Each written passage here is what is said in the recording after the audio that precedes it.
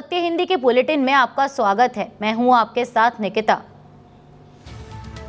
सोनम वांगचुक ने paper leak विवाद को लेकर जंतर मंतर पर शुरू की अनिश्चितकालीन भूख हड़ताल।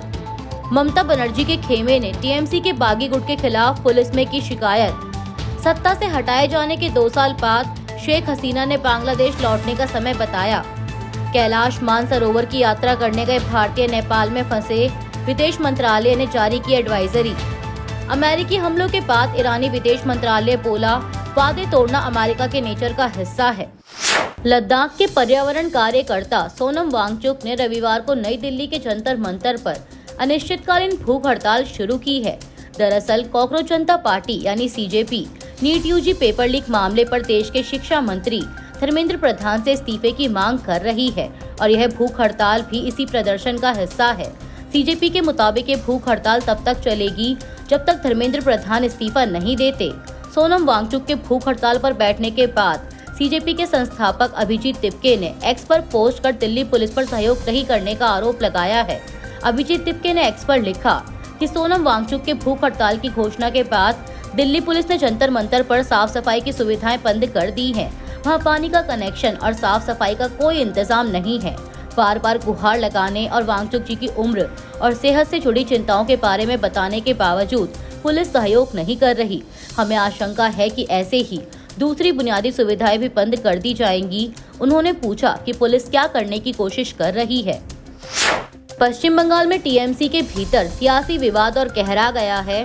दरअसल ममता बनर्जी के नेतृत्व वाले गुट ने ऋतुव्रत बनर्जी के बागी गुट पर पार्टी के नाम और चुनाव चिन्ह का कथित गलत इस्तेमाल कर कार्यकर्ताओं को गुमराह करने का आरोप लगाया है। टीएमसी सांसद टोला सेन ने इस मामले में कोलकाता के काली घाट और न्यू टाउन थाने में शिकायत दर्ज कराई है। शिकायत में ऋतुव्रत बनर्जी समेत जावेद खान, संदीपन साहा और विप्लव मित्र के नाम भी शामिल हैं। वहीं ऋतुव्रत बनर्जी ने कहा कि किसी को भी शिकायत करने का अधिकार है और उन्हें कानून तथा चुनाव आयोग पर पूरा भरोसा है। गौरतलब है कि 22 जून को बागी गुट ने नई राष्ट्रीय कार्य समिति का गठन किया था, जिसमें ममता बनर्जी और अभिषेक बनर्जी को जगह नहीं दी गई थी। टीएमसी ने पूरे मामले की निष्पक्ष जांच और एफआईआर दर्ज करने की मांग की है। पश्चिम बंगाल में टीएमसी के अंदर सियासी घमासान जारी है। इस बीच टीएमसी विधायक कुणाल घोष ने आरोप लगाया है कि राज्य सरकार ममता बनर्जी के वफादार नेताओं को चुन चुनकर निशाना बना रही है। उनका दावा है कि पुराने मामलों के नाम पर ममता समर्थक विधायकों और नेताओं को गिरफ्तार कर परेशान किया जा रहा है, जबकि दूसरे गुट के नेताओं पर कार्रवाई नहीं हो रही। इस बीच खुद को असली टीएमसी बताने वाले बागी गुट ने कोलकाता में पूर्व पार्षदों के साथ बैठक कर संगठन मजबूत करने का दावा किया। बागी नेता संदीपन साहा ने कहा कि अधिकांश विधायक और पूर्व पार्षद उनके साथ हैं और वही भविष्य में पार्टी का नेतृत्व तय करेंगे।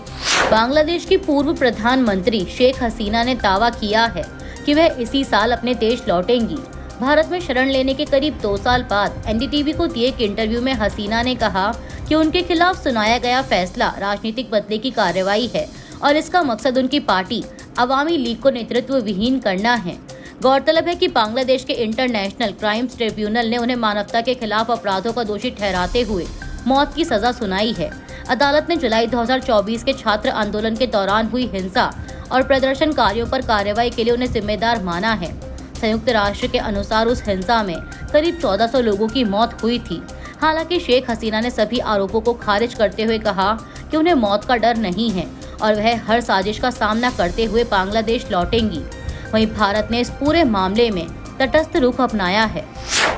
उत्तर प्रदेश के मुख्यमंत्री योगी आदित्यनाथ ने हाथरस में एक जनसभा के दौरान समाजवादी पार्टी प्रमुख अखिलेश यादव पर तीखा हमला बोला।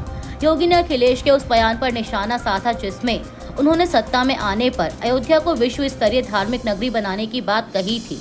मुख्यमंत्री ने कहा कि अयोध्या को राम भक्त पहले ही सजा और संवार चुके हैं। उन्होंने सपा सरकार पर राम भक्तों पर गोली चलवाने का आरोप भी दोहराया। सीएम योगी ने कहा कि पहले सरकारी धन कब्रिस्तानों की बाउंड्री वॉल पर खर्च होता था, जबकि उनकी सरकार ने मंदिरों के विकास और सौंदर्यीकरण पर ध्यान दिया है। उन्होंने दावा किया कि हाथरस में 22 से अधिक मंदिरों का सौंदर्यीकरण कराया गया है। साथ ही योगी ने अखिलेश यादव को रामलला के दर्शन करने और आत्ममंथन करने की सलाह भी दी। भारतीय विदेश मंत्रालय ने निजी टूर ऑपरेटर्स की मदद से कैलाश मानसरोवर की यात्रा करने वाले भारतीय नागरिकों के लिए एडवाइजरी जारी की है। इसमें विदेश मंत्रालय ने कहा है कि उसे ऐसे कई भारतीय नागरिकों से मदद और सहायता के अनुरोध प्राप्त हुए हैं जो निजी टूर ऑपरेटर्स की ओर से आयोजित कैलाश मानसरोवर यात्रा के दौरान नेपाल में फंस गए हैं। मंत्रालय के मुताबिक ये लोग चीन में प्रवेश के लिए जरूरी परमिट और वीजा के बिना यात्रा करने के कारण नेपाल में फंस गए हैं। विदेश मंत्रालय ने भारतीय नागरिकों को सलाह दी कि वे जरूरी दस्तावेज के बिना कैलाश मानसरोवर की यात्रा शुरू न करें। इसके अलावा विदेश मंत्रालय ने यात्रियों से टूर ऑपरेटर्स के वेरिफिकेशन की सलाह भी दी है। ईरान के सैन्य ठिकानों पर अमेरिकी सेना के ताज़ा हमलों के बाद ईरानी विदेश मंत्रालय ने बयान जारी किया है। मीडिया रिपोर्ट्स के मुताबिक ईरान के विदेश मंत्रालय ने अमेरिकी हमलों की निंदा की और ईरान की संप्रभुता की रक्षा के अधिकार पर जोर दिया। विदेश मंत्रालय ने अमेरिकी हमलों को युद्ध विराम समझौते का स्पष्ट उल्लंघन बताया और लिखा कि अमेरिका अपनी प्रतिबद्धताओं को जरा भी महत्व नहीं देता और वादे तोड़ना उनके नेचर का हिस्सा है। दरअसल अमेरिकी सेंट्रल कमांड ने रविवार को बताया कि उसने होर्मुज चंडमरू मध्य के नजदीक ईरान के 10 सैन्य ठिकानों पर हमले किए हैं। अमेरिकी सेना ने आरोप लगाया कि ईरान ने पनामा के झंडे वाले एक तेल टैंकर को निशाना बनाया, जिसके बाद अमेरिकी सेना ने ईरानी सैन्य ठिकानों पर हमले किए। मीडिया रिपोर्ट्स के मुताबिक ईरान की इस्लामिक रेवोल्यूशनरी गार्ड्स कोर यानी IRGC ने दावा किया है कि उसने रविवार सुबह कुवैत स्थित अली अल सलेम एयरबेस और बहरीन में अमेरिकी 5th फ्लीट के मुख्यालय से जुड़े कुल 8 ठिकानों पर बैलिस्टिक मिसाइलों और ड्रोन से हमला किया। ईरान का कहना है कि यह कार्रवाई उसके सैन्य ठिकानों और तटीय रडार साइटों पर हाल ही में हुए अमेरिकी हमलों के जवाब में की गई। वहीं अमेरिकी अधिकारियों ने अब तक किसी नुकसान या हताहत की पुष्टि नहीं की है। IRGC का यह भी कहना है कि अमेरिका ने पहले IRGC नौसेना और एक जहाज का आमना सामना होने के बहाने ईरान की 5 तटीय चौकियों पर हमला किया था। IRGC नौसेना ने कहा कि सिरिक पर अमेरिकी हमलों से होर्मुज चंडमरू मध्य पर ईरान के नियंत्रण को कोई नुकसान नहीं पहुंचेगा और चेतावनी दी कि नियम तोड़ने वालों के खिलाफ कार्रवाई से सुरक्षित आवाजाही के नियम और मजबूत होंगे। उसने यह भी धमकी दी कि आने वाले दिनों में पूरे क्षेत्र में अमेरिकी सैन्य ठिकानों को नरक जैसी स्थिति का सामना करना पड़ेगा।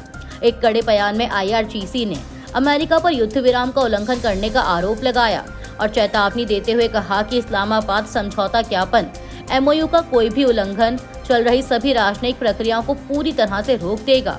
IRGC ने कहा कि जिन जहाजों को वह नियमों का उल्लंघन करने वाला मानेगी, उनके खिलाफ भविष्य में कड़ी कार्रवाई की जाएगी और किसी भी दुश्मन की आक्रामकता का करारा जवाब दिया जाएगा। अयोध्या के राम मंदिर दान चोरी मामले में रविवार सुबह पुलिस ने सभी 8 आरोपियों के घरों पर एक साथ छापेमारी की। पुलिस और स्थानीय प्रशासन की टीम आरोपियों की संपत्ति, बैंक खातों, जमीन और गहनों की जांच कर रही है ताकि चोरी की रकम का पता लगाया जा सके।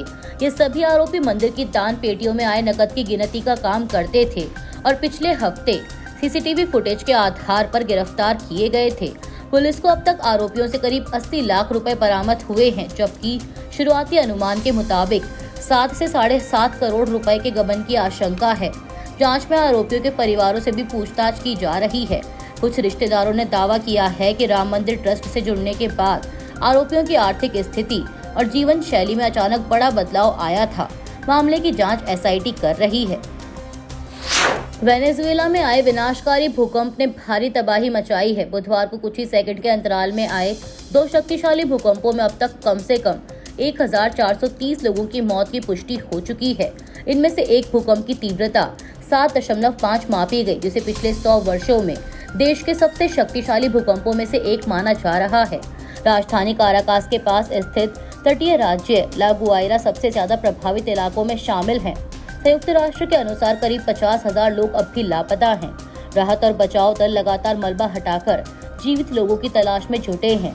इस बीच मैक्सिको, स्पेन, अमेरिका और ब्रिटेन से अंतर्राष्ट्रीय बचाव दल भी वेनेजुएला पहुंच चुके हैं। हालांकि बढ़ते नुकसान और लापता लोगों की संख्या को देखते हुए राहत अभियान अब भी बड़ी चुनौती बना हुआ है। अभी के लिए इस बुलेटिन में सिर्फ इतना ही। शाम 8 बजे फिर हाजिर होंगे देश दुनिया की बड़ी खबरों के साथ। तब तक के लिए जुड़े रहिए सत्य हिंदी के साथ। नमस्कार।